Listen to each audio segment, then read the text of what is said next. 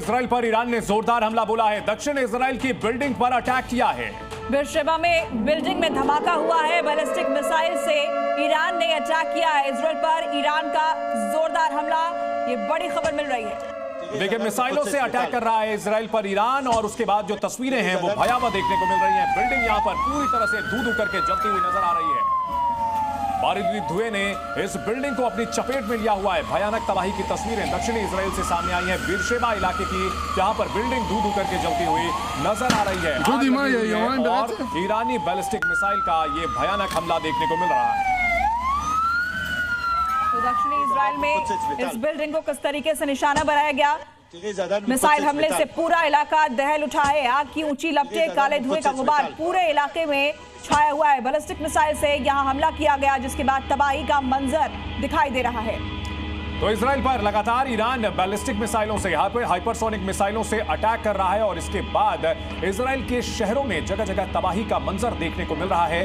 सड़क पर गाड़ियां धू-धू कर जलती हुई दिख रही हैं, वहीं कई बिल्डिंग्स भी ध्वस्त होती हुई नजर आ रही हैं। तो एक और जहां ऑपरेशन राइजिंग लायन इसराइल ने शुरू किया था, 8 दिन का समय गुजर चुका है, लेकिन दिन पर दिन ईरान की ओर से हमले तेज किए जा रहे हैं और मिसाइलों के जरिए इसराइल के अलग अलग शहरों को टारगेट किया जा रहा है, जिसमें तेल अवीव और हाइफा से लेकर के कई दूसरे शहर शामिल हैं।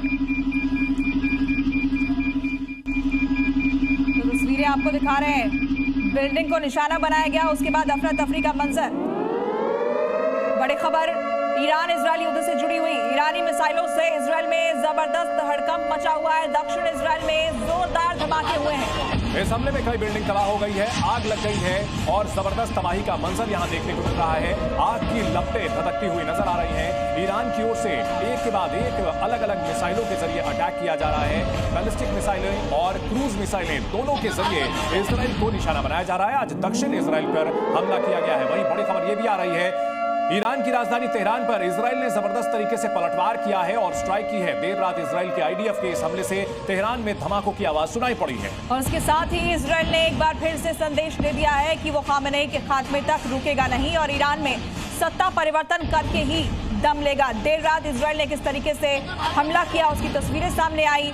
जबरदस्त तबाही देखी जा रही है। तेहरान में कई जगहों पर धमाकों की आवाज सुनी गई।